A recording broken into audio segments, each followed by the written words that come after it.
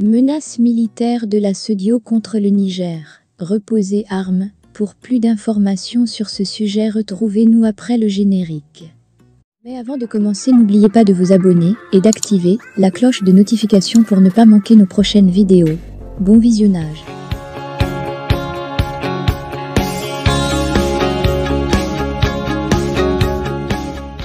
La Communauté économique des États de l'Afrique de l'Ouest, SEDIO, s'était aussitôt engagée à remettre l'état de droit en selle au Niger, suite au putsch militaire perpétré le 26 juillet par le général Abdourahmane Tiani contre le président démocratiquement élu Mohamed Bazoum.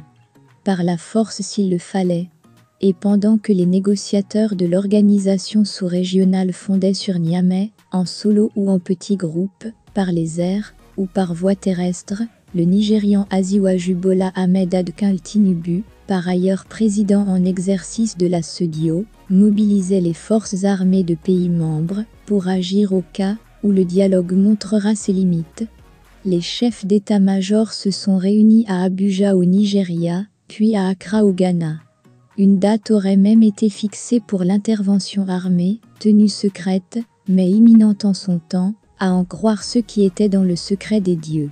Sauf que cette opération comportait énormément de risques, dont le premier était la mise en danger de la vie du président nigérien, Mohamed Bazoum, que les éléments de la garde présidentielle ont séquestré, lui et sa famille, dans son palais.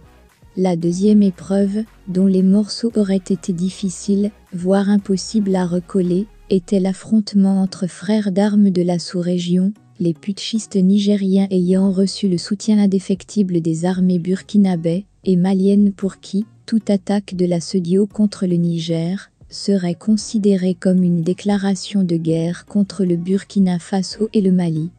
Qui des victimes collatérales que seront des populations civiles prises entre l'enclume des attaques terroristes et la machine des sanctions financières et économiques drastiques mises en branle contre ce coup de couteau planté dans le dos de la démocratie par les auteurs de ce coup d'État. La guerre était, et est, simplement à éviter.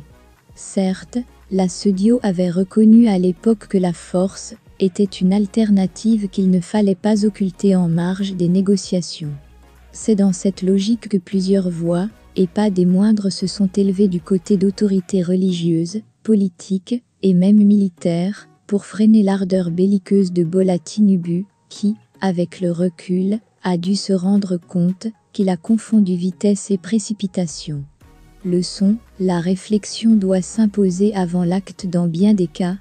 Visiblement, avec la démobilisation annoncée des troupes mises en alerte, seule la voie sage des négociations accompagnera la batterie des mesures prises contre les putschistes de Niamey, qui ont mis tout un pays dans des difficultés économiques criardes, pour des intérêts très personnels et égoïstes.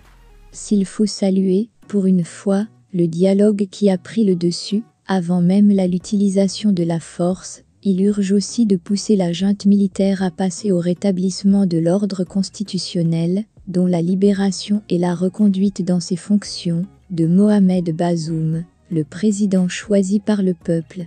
En tout cas, le Niger, qui vient d'être récemment privé de l'appui financier américain, après que la communauté internationale et plusieurs autres États et organisations ont coupé le robinet de leur aide au développement, doit œuvrer à sortir de cette mauvaise passe, non plus par l'argument de la force, mais par la force de la négociation.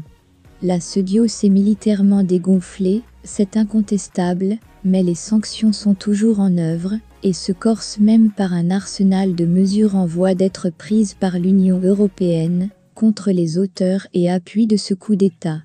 Et, c'est certain, ce n'est pas bon signe pour les populations prises en otage par les militaires nigériens.